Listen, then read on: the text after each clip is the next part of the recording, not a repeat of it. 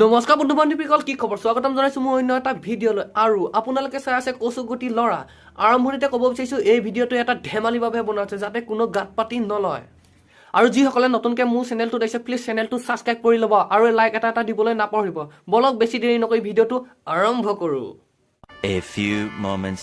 নামতহে সৰস্বতী পূজা, চবৰে ধান্দাবোৰ বেলেগ। নহ'লে সেইকেইটা চাগৈ মিয়া খালিপা আৰু জনি সিঙৰ বংশ, তোমাৰ নিচিনা।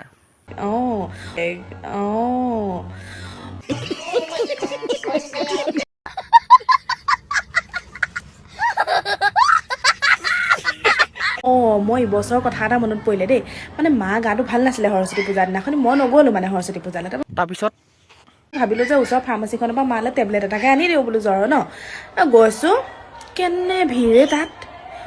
কিয় মই কথাটো বুজি নাপালোঁ। এতিয়া কথাটো বুজি নাপালি? তাৰপিছত স্কুল কলেজত সৰস্বতী পূজাৰ দিনা ভিৰ হ'ব লাগে, ধূপ কিনিবলৈ যাব লাগে ল'ৰা ছোৱালীয়ে সৰস্বতী পূজাৰ দিনা। ফাৰ্মাচী মুখত কি কৰি থাকে সিহঁতি? ফাৰ্মাচীত ইমান ভিৰ কিয় হয়?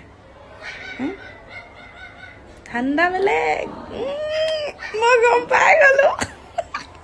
নাই, আমি সৰস্বতী পূজাত নাযাওঁ। আমি ফাৰ্মাচীত সোমাই পেলাই বেলেগ ধান্দা কৰিবলৈহে যাওঁ। আমি স্কুলত আমি নাযাওঁ, পঢ়িব নাযাওঁ। আমি স্কুলত সৰস্বতী পূজালৈও নাযাওঁ। আমি বেলেগ ধান্দা কৰিবলৈহে যাওঁ। মানে ঠাট্টা দিবলৈ আৰু জেগা নাপাওঁ ন। এতিয়া মই কৈছোঁ শুন, চোৰহে দেখা পায় চোৰৰ ঠেং। মা গাটো ভাল নাছিলে সৰস্বতী পূজাৰ দিনাখন, মই নগ'লো মানে সৰস্বতী পূজালৈ। তাৰপৰা ভাবিলোঁ যে ওচৰৰ ফাৰ্মাচীখনৰ পৰা মালৈ টেবলেট এটাকে আনি দিওঁ বোলো জ্বৰ ন। গৈছোঁ, মায়ে কৈ গৈছিলে এনে বাহানা বনাই পেলাই জ্বৰৰ ঔষধ কিনিম বুলি। পিছত ডক্তৰটোৰ লগতে ধান্দা বেলেগ তোৰ চালা।